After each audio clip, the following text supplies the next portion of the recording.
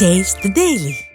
விழுப்புரம் மாவட்டம் காணை ஊராட்சியில் மக்கள் நலத்திட்டங்களுக்கு நிதி ஒதுக்கீடு செய்யாத திமுக ஊராட்சி மன்ற தலைவரை கண்டித்து அதிமுக கவுன்சிலர் தர்ணாவில் ஈடுபட்டார். 19வது வார்டு அதிமுக கவுன்சிலரான பர்குணன் என்பவருக்கு ஊராட்சி ஒன்றிய அலுவலகத்தில் நடைபெற்ற கவுன்சிலர்கள் கூட்டத்தில் அனுமதி மறுக்கப்பட்டது.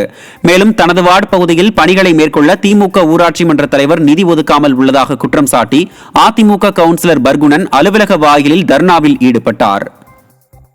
கூட்டம் போய் நான் கேள்வி கேட்டேன். எனக்கு நிதி நான் சொல்கிற வேலையை வச்சு கொடுங்க, என்னுடைய ஏரியாவில் நான் சொல்கிற வேலையை வைங்க அப்படின்னு கேட்கும்போது, நீ எதிர்கட்சிக்கு உங்க செய்ய வேண்டிய அவசியம் இல்லை, உனக்கு அதிகாரம் இல்லை அப்படின்னு சொல்லிட்டு அவங்க கவுன்சிலெலாம் கூட்டுக்குன்னு அப்படியே போயிட்டு அங்கே வெளியே கையெழுத்து வாங்கி பயணப்படி அப்படியே கொடுத்துட்டாங்க. இது வரைக்கும் இங்கே உட்காந்துக்கிறோம். நம்மளுக்கு பயணப்படி எதுவும் கையெழுத்து வாங்க வரல, எதுவும் கொடுக்கல. நான் 1 மணிலேருந்து இங்கே உட்காந்துக்கிறேன். 1 மணிலேருந்து நீங்கள் உட்காந்துக்கிறேன்.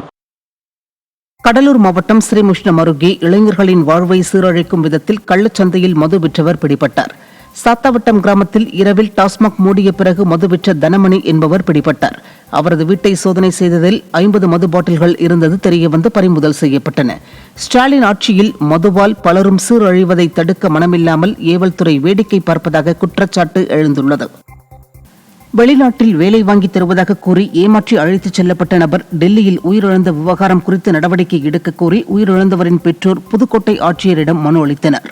ஆலங்குடியைச் சேர்ந்த ராஜபாண்டி என்பவருக்கு ரஷ்யாவில் வேலை வாங்கி தருவதாக நெல்லையைச் சேர்ந்த வடிவேல் என்பவர் 2.5 லட்சம் பெற்றுள்ளார். பின்னர் ராஜபாண்டியை டெல்லிக்கு அழைத்துச் சென்ற நிலையில் அங்குள்ள விடுதியில் அவர் உயிரிழந்தார். திருவள்ளூர் மாவட்டம் பொன்னேரி அடுத்த சிறுவாபுரி முருகன் கோவிலில் சுமார் 86 லட்சம் ரொக்கம் மற்றும் 8.25 சவரன் தங்க நகைகள் உண்டியல் காணிக்கையாக கிடைத்துள்ளது. கோவிலில் கடந்த 64 நாட்களாக கிடைத்த உண்டியல் காணிக்கைகள் எண்ணப்பட்டது. அப்போது 86,49,000 ரூபாய் ரொக்கம், 8.25 சவரன் தங்கம் மற்றும் 8.5 கிலோ வெள்ளி ஆகியவை உண்டியல் காணிக்கையாக கிடைக்கப்பெற்றுள்ளது.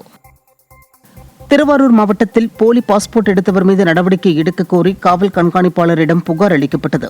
உள்ளிக்கோட்டையைச் சேர்ந்த ராமமூர்த்தி என்பவர் திருச்சி பாஸ்போர்ட் அலுவலகத்தில் பள்ளி மாற்று சான்றிதழில் பிறந்த தேதியை திருத்தம் செய்து பாஸ்போர்ட் பெற்றது தெரியவந்துள்ளது. இந்த நிலையில் முறைகேடாக பாஸ்போர்ட் பெற்ற ராமமூர்த்தி மீது நடவடிக்கை எடுக்க காவல் கண்காணிப்பாளர் அலுவலகத்தில் திருச்சி பாஸ்போர்ட் அலுவலகம் சார்பில் புகார் அளிக்கப்பட்டது. திருப்பத்தூர் மாவட்டம் வாணியம்பாடி அருகே குடும்ப தகராறில் குடியிருந்த வீட்டை கணவர் தீ வைத்து கொளுத்திய சம்பவம் பரபரப்பை ஏற்படுத்தியுள்ளது. நியூ டவுன் பகுதியில் வாடகை வீட்டில் வசித்து வரும் ராஜ்குமார் வள்ளி தம்பதி இடையே தகராறு ஏற்பட்டது. ஆத்திரமடைந்த ராஜ்குமார் வீட்டிற்கு தீ வைத்துவிட்டு தப்பிச் சென்றுள்ளார். இதில் வீட்டில் இருந்த பொருட்கள் அனைத்தும் தீயில் கருகி சேதமடைந்துள்ளது. விருதுநகர் மாவட்டம் சாத்தூரில் தீப்பெட்டி தொழிற்சாலையில் தீ விபத்து ஏற்பட்டதால் பரபரப்பு நிலவியது. வெங்கடாச்சலபுரம் கிராமத்தில் உள்ள தீப்பெட்டி தொழிற்சாலையில் மின்சார உராய்வின் காரணமாக இயந்திரத்தில் தீப்பற்றி தீ விபத்து ஏற்பட்டதாக கூறப்படுகிறது. இந்த விபத்தில் பல லட்சம் ரூபாய் மதிப்பிலான இயந்திரங்கள் சேதமடைந்தது. ஈரோடு மாவட்டம் அந்தியூர் அருகே காவிரி ஆற்றில் படகு சேவை நிறுத்தப்பட்டதால் பொதுமக்கள் அவதியடைந்துள்ளனர். நெருஞ்சிப்பேட்டைக்கும் சேலம் மாவட்டம் போலாம்பட்டிக்கும் இடையே காவிரி ஆற்றில் படகு போக்குவரத்து நாள்தோறும் நடைபெற்று வந்தது. இந்த நிலையில் மேட்டூர் அணைக்கு நீர்வரத்து அதிகரித்ததால் பாதுகாப்பு காரணங்களுக்காக மாவட்ட நிர்வாகம் படகு போக்குவரத்தை தற்காலிகமாக நிறுத்தியுள்ளது. இதனால் பொதுமக்கள் 10 கிலோமீட்டர் தூரம் பேருந்துகளில் பயணிக்க வேண்டிய நிலை ஏற்பட்டுள்ளது. கடலூர் மாவட்டம் வேப்பூர் அருகே அடிப்படை வசதிகளை செய்து தராத அதிகாரிகளை கண்டித்து ஊராட்சி மன்ற அலுவலகத்தை பொதுமக்கள் முற்றுகையிட்டனர். அடிப்படை வசதி கோரி மங்களூர் ஊராட்சி ஒன்றிய அதிகாரிகளிடம் கோரிக்கை வைத்தும் நடவடிக்கை எடுக்காததால் ஆத்திரமடைந்த கிராம மக்கள் அடரி ஊராட்சி மன்ற அலுவலகத்தை முற்றுகையிட்டனர். ஊராட்சி அதிகாரிகளின் அலட்சியத்தால் வாகன ஓட்டிகளும் பள்ளி குழந்தைகளும் விபத்தில் சிக்குவதாக கிராம மக்கள் வேதனை தெரிவித்தனர். தெருவில் சாலை வசதி கிடையாது, மின் விளக்கு கிடையாது. நாங்கள் இருக்கிறவங்க ஒரு 25 குடும்பம் சுமார் அங்கே இருந்துகிட்டு இருக்கிறோம். மழை பெஞ்சா ஒரு வாரத்துக்கு வெளியில் வர முடியாது. அதில் விஷப்பூச்சிகள்லாம் வருது. நைட்டில் போக முடியாது. பைக்கில் போனாலும் கீழே விழுந்துருது. ஸ்கூல் பிள்ளைங்கள்லாம் கீழே வழுக்கிட்டு விழுறாங்க. ஒரு வாரத்துக்கு தண்ணி நல்லா முட்டிக்கால் அளவுக்கு தண்ணி இருக்குது, சேறு சகதியமாக இருக்குது. அதில் நோய் பரவும்.